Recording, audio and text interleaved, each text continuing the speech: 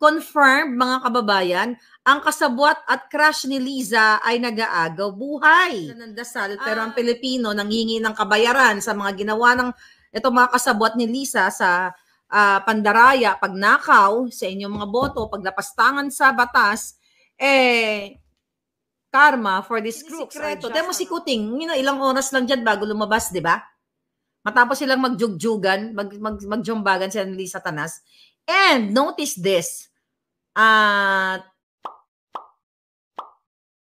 Confirmed mga kababayan, ang kasabwat at crush ni Liza ay nag-aagaw buhay.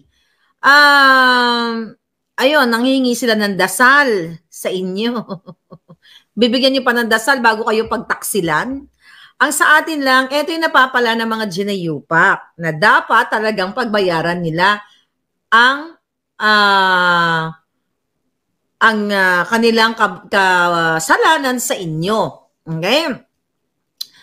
At ang kapal na mukha nila ngayon maghingi-hingi ng dasal. Kung hiningi namin yung pera, ibalik nyo sa amin. Yung mga sinungsong ni Liza Satanas diyan sa inyong pamilya. Na nagnakaw ng kabanang bayan, nakipagsabwatan sa Smart Magic based doon sa hinain na sa inyong reklamo, wala pa rin kayong imik. So actually, napag-alaman natin, yung pag-transfer pala nitong ni Guevara sa Security and Exchange Commission as a commissioner ay parang pinagpapahinga lang siya.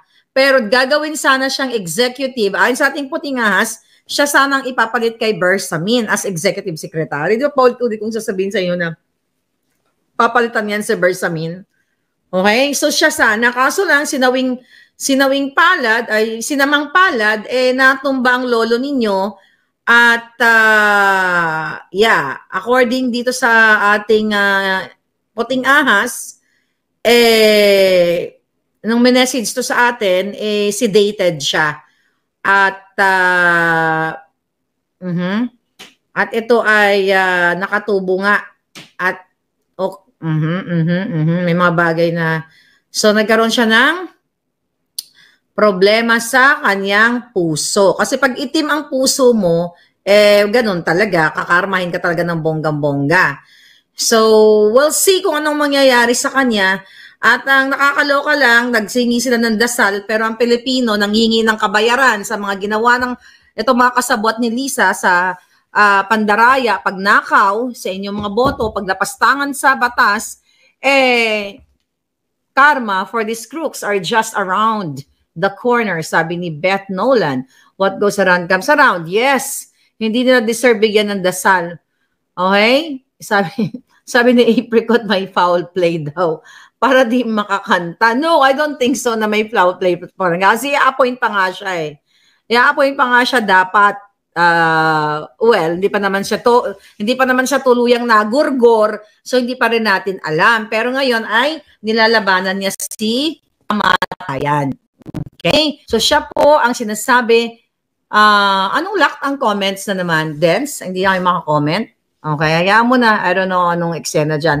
But ganun pa man, nilalabanan niya si kamatayan.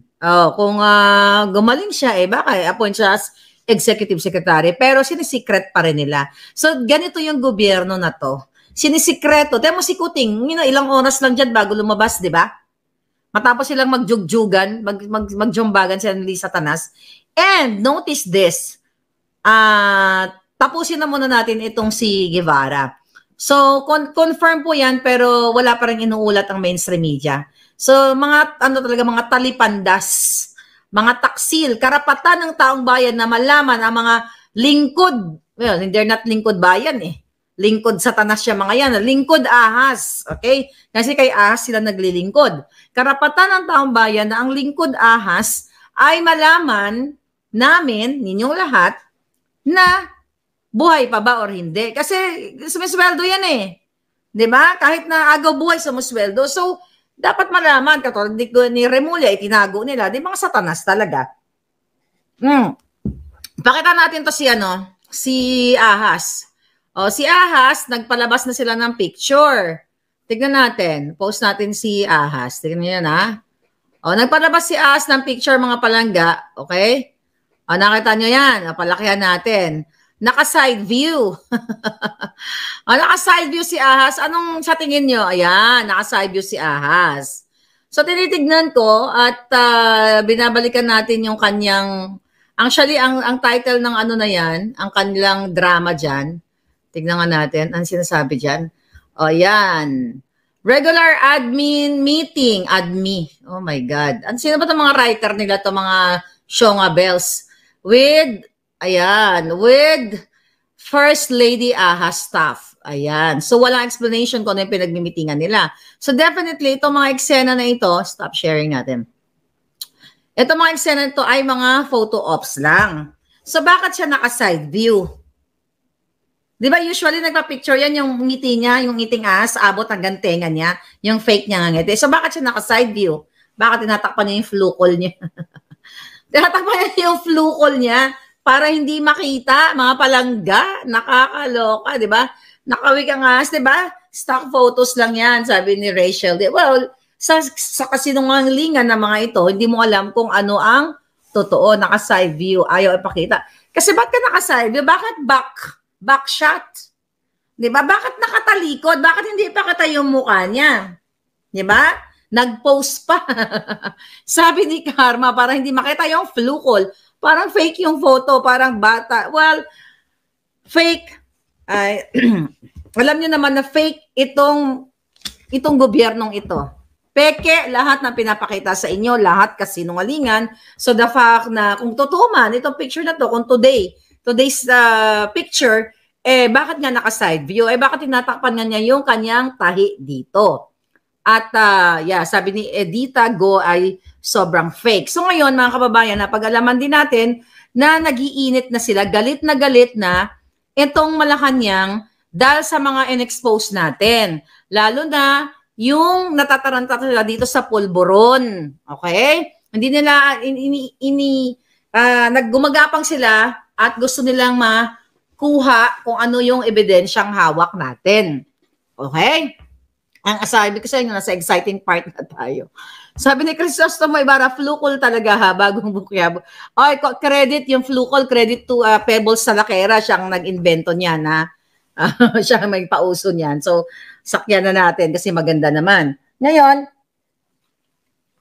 naalarma na ang Malacanang, okay? Ang pinaugaran na ahas. Especially doon sa lahat na expose natin, but yung pinakamabigat, yung kasabwat si Lisa Tanas sa extraction, illegal extraction o pandurukot, pang-kidnap doon sa mga bata. So gumagawa sila ng paraan ngayon, gumagapang sila kung paano na tayo lahat paano nila i-counter, paano nila patayin yung issue. At isa nga sa mga pinapatay nilang issue, mga palangga, yung pulburon at itong pagkasangkot ni Lisa Tanas sa kidnapping, atakihin ang Duterte. Okay, atakihin ang Duterte at i-highlight ang pambubuli ng China. Yan ang ina-highlight nila kasi syempre, yan ang proyekto ni Marcos Jr. at Lisa Tanas. Yan ang bas-bas sa kanila. Ngayon, side view ang vocal, sabi ni Evil. Okay? Sabi ni Rachel Dib, sa laki ng Israel ng buto, di yan maglalabas sa attend ko na ng meeting with halatang tahi at flukol, sabi ni, posible. Ngayon, so natataranta sila at talagang, ayon sa ating puting sa Malacanang, gigil na gigil si Lisa Tanas. You know, yan yung mga kasabot niyang mga smuggler, mga sindikato. Kaya talagang pinapahunting na nila ako dito sa Jamaica. Di ba? Alam niyo na yan, December pa lang binukwelya ko na nag-hire sila ng mga hitman para ipa-chorba ako. Maliban pa dun sa mga harassment cases nila sa akin, ba't hindi tayo aatras? But you have to know, dahil sobrang effective ng ating expose dito, talagang gigil na gigil si Lisa Tanas dahil nakakaramdam siya na matatanggal na sila sa pwesto. Kaya naman, itong si Browner, itong si AFP Browner na ito, ay gumagawa ng mga peking intelligence report. Ano yung peking intelligence report nila, mga palangga? Na, I don't know kung inilabas na ba nila, pero kakarinig ko lang, kakas-inform na sa akin, na pinapalabas nila na may may maggugurgur daw kay Marcos Jr. At sa lingid sa inyong kaalaman, if hindi pa nababalata, isabihin ko na sa inyo, na si Pangulong Duterte daw yung brain nitong paggugurgur. Bakit naman si Duterte, si Pangulong Duterte, former President Duterte, ang pagbibintangan ng mga hayop na ito? Oh, ikaw Browner, kung di ka naman julupong, ha? Anong silbi ng intelligence mo kung hindi mo ma-pinpoint kung totoong mayroong gurgur plan kay Kuting? Hindi namin siya kailangan gurgurin. You know why? Boses lang ng taong bayan ay magugurgur siya peacefully. So kayong mga military na under kay Browner, huwag kayo nagpapaniwala sa julul na yan. Okay? Gumagawa sila ng kwento, mga palangga, at idinidiin si Pangulong Duterte kasi nga, yung opposition na kami, ako, si Pangulong Duterte, Glenn Chong, Vic Rodriguez, lahat ng mga nandoon sa Maisog, kasi wala na yung opposition ng mga dilawan kasi nga kakampi na nila. Ina-point na nga nila, di ba? So, hindi niya makita ang comments. Oh, so ngayon, mga kababayan, gumagawa sila ng kwento para lalong ang idiin. Sabi sa atin ng ating puting ahas, kailangan malaman ng taong bayan, baka hindi pa alam ni PRRD at ng kanyang mga kaibigan, ayan po ang ginagawa nila ngayon. Gumagawa sila ng kwento dyan na si Pangulong Duterte ay may planong